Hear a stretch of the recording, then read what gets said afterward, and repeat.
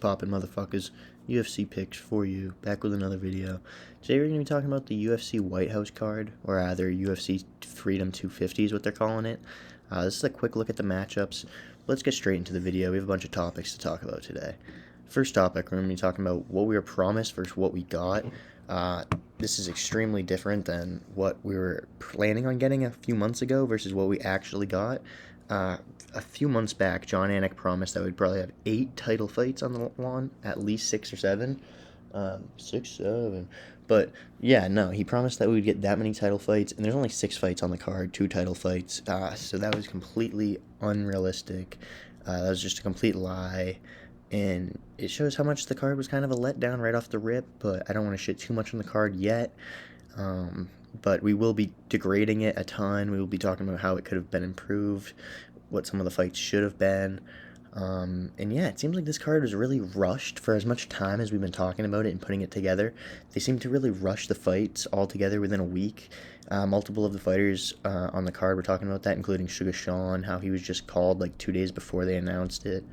And yeah, I don't know why they would be doing that when they had so much time to plan it out, get a bunch of fighters on. And I know they said one fight pulled out the night before, but they still had a ton of time. But to promise 6 or 7 undisputed titles contested on the White House lawn is just kind of crazy. Like, I don't even know why he would say that in the first place. I don't know who was telling him that that would happen, and I don't know who thought that that would be a good idea. I knew that was unrealistic, but I don't know why it was ever even being talked about.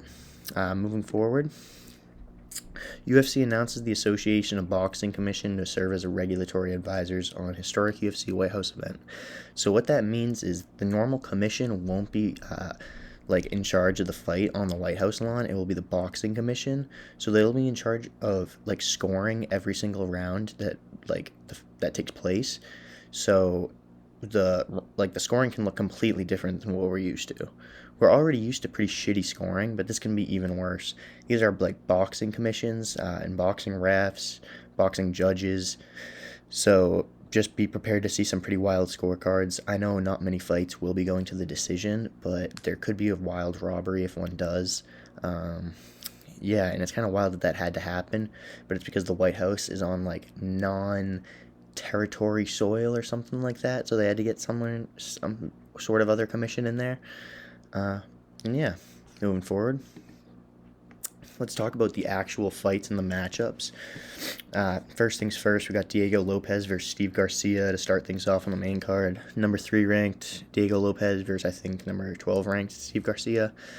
Steve Garcia's on a crazy win streak, bunch of knockouts. Diego Lopez was before the last 2 matchups against Alexander Volkanovski. He never should have been gifted that rematch. I did pick him to win both of the matchups, but he didn't win either. But he is an incredibly good fighter. This is the only matchup on this card that I'm not super confident in my pick, but I will be leaning towards Diego Lopez to start things off. I'm not fully sure who will get things done though. I'll probably have to make another prediction when the fight gets closer to actually happening, but for now I'm leaning towards Diego Lopez, probably by decision. Banger matchup, but I'm not quite sure. It should be on the White House card. Next things, Bo Nickal versus Kyle Daukaus. This should definitely not be on the White House card. This is like a prelim fight of like a Apex card. This fight should have been something completely different. I'll be getting to that shortly. But Bo Nickal 8-1 versus 17-4 Kyle Daukaus. Bo Nickal should easily be able to get this one done by decision. I've been doubting Kyle Daukaus a lot recently, besides his last fight. But he's been looking pretty impressive, but Bo Nickal's kind of just next level besides his performance to RDR. He will be ranked pretty shortly. He is really good. He's improving a lot. I think he should be able to smudge Kyle Daukaus. Probably won't be able to submit him, but should probably get this one done by decision. Moving forward, Mauricio Ruffy versus Michael Chandler is what I meant to say. Easy Roofy KO. We don't even have to talk about this anymore. Michael Chandler, the American, they're feeding him Brazilian Conor McGregor. What's the question? What's the question? You want Conor McGregor? Here he is. He's just Brazilian now. Yeah, he's getting absolutely slimed out in this matchup. That's enough. Sean O'Malley versus Aiemann Zahabi. this should be an easy Sean O'Malley KO. If Amin Zahabi can somehow even manage to go to the distance against Sean O'Malley, I'll be pretty damn disappointed. This is just like an easy layup matchup. It should have been someone else. I'll also get to that in a little bit. But USA versus Canada, Sean O'Malley should easily KO him. He's on like a fraudulent win streak, Amin is. So yeah, enough said again about that. I'll definitely post another video about this when it's getting actually closer to the card. But Alex Pereira versus Cyril Gane, 13-3 versus 13-2, very similar records. Alex Pereira should be able to get this one done by KO. Lighter man skill, going to be the first triple champ pretty much after this one maybe, because it's only an interim belt. But yeah, he should definitely be able to get this one done by knockout pretty early on. I think second round KO is probably my prediction. And then main event, Ilia Topuria versus Justin Gaethje. This is an easy Ilia Topuria round 1 knockout, defeating Justin Gaethje to the Wolves. I've seen a bunch of the Rocky edits. I know, it's getting me hyped up. I want Justin to win, but Ilia's an unstoppable force, and Justin's not an immovable object. He is a chinnable object. And yeah, it's going to be sad to see, but we all know how that's going to go. So this is a pretty solid card, but for the White House card, it's definitely worse than what we were anticipating. Here's a little look at the Tapology predictions for these matchups. Everyone's a huge favorite on the card. There's no really close matchups. Everyone that I picked is favored to win by a shit ton. So yeah, I'm going with pretty much all the favorites. Yeah, I don't think anyone's an underdog that I'm going with. Actually, Alex Pereira is an underdog. Even though everyone is picking him on Tapology, 84%, he is actually an underdog, which is crazy. But I do think he should be able to get it done by knockout. Moving forward, the Iran War. So this is current right now, the Iran War updates. There's some things from 9 minutes ago, energy, financial markets, rattled by Iran strikes. This is still going on. This is crazy. And this can very much so affect the White House card and if it will even take place. How are we to know if this will take place months out? We don't know how long the war is going to go. We don't know how severe it will get. We don't know if it can start World War III. We don't know what will happen. We don't know the costs of stuff. And already, as it is, it's not a smart idea to host so many people on the White House lawn at one time, when it's such a big, politically terroristic threat to our country.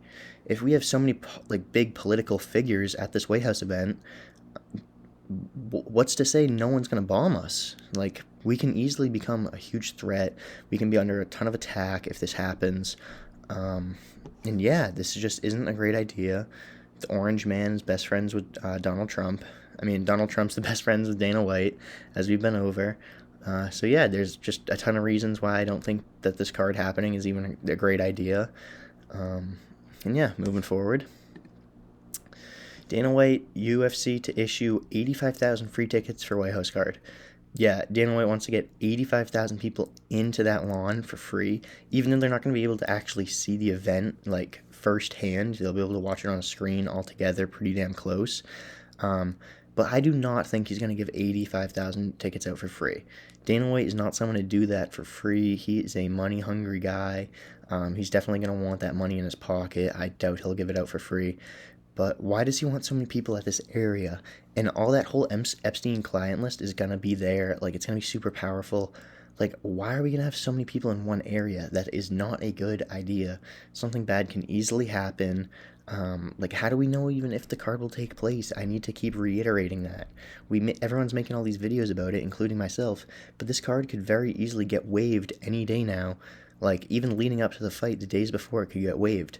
And yeah, Dana White's giving away these free tickets for it. But moving forward, the White House is a huge terrorism target, as we've been talking about. The White House is considered a top-tier symbolic target for terrorism.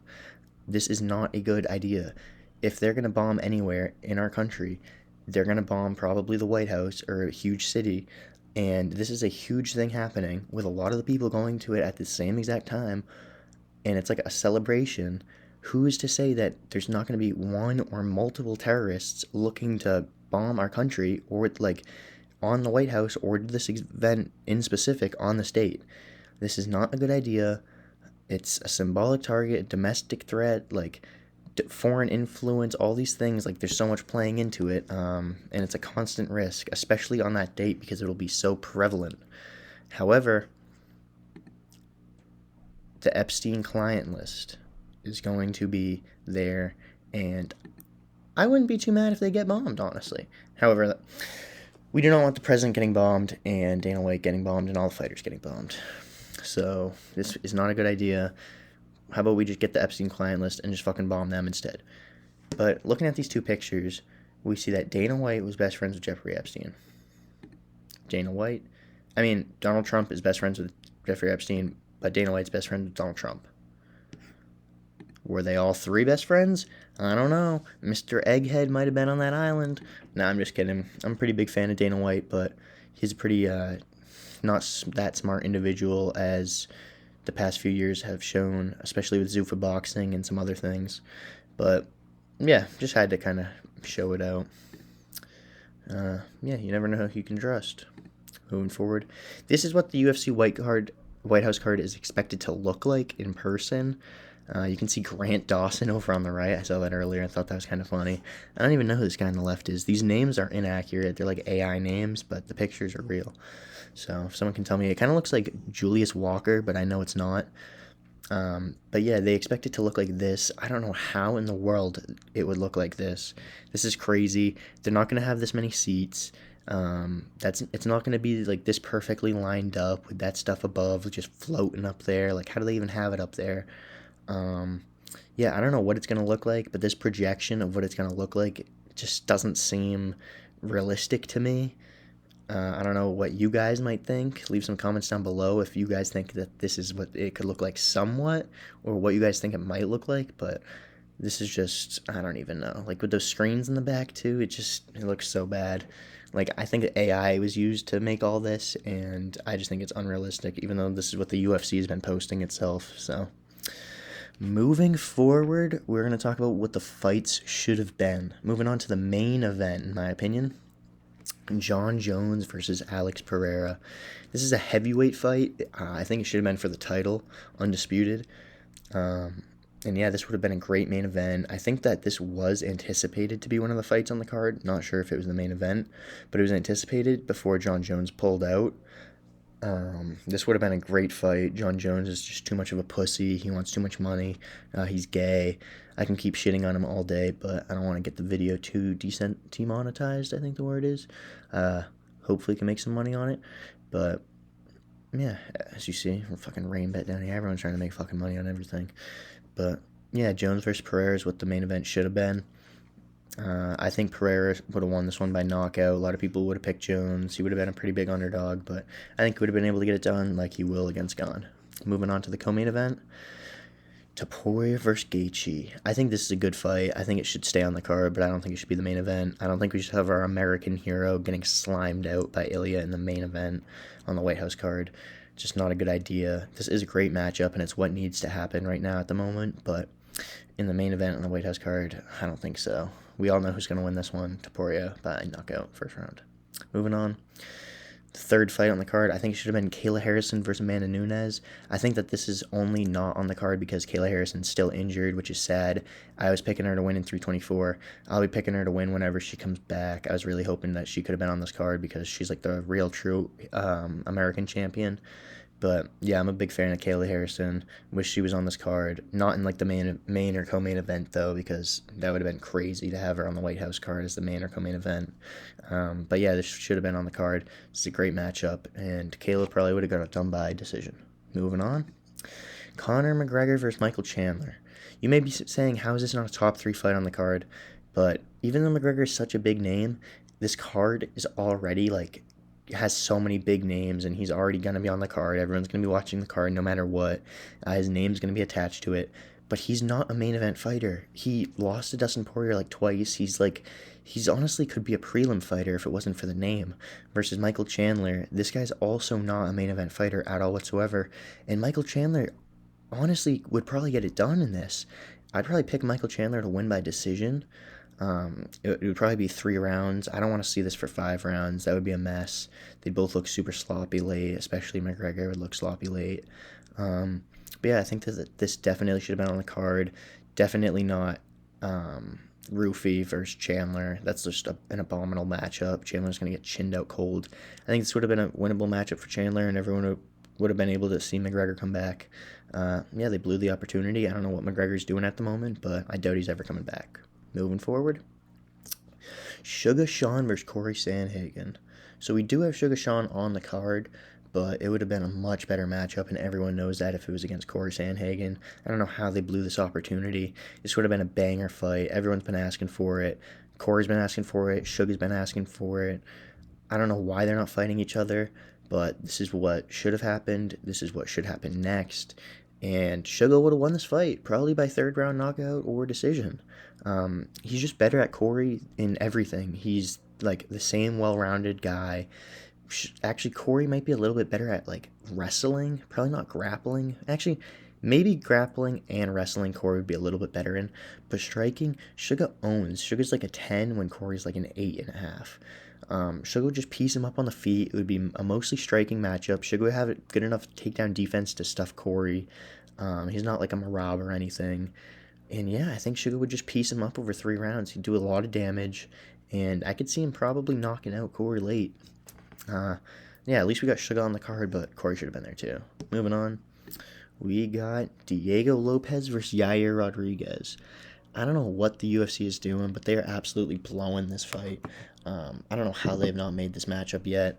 This is definitely what should have happened. You can see the thing, UFC 314.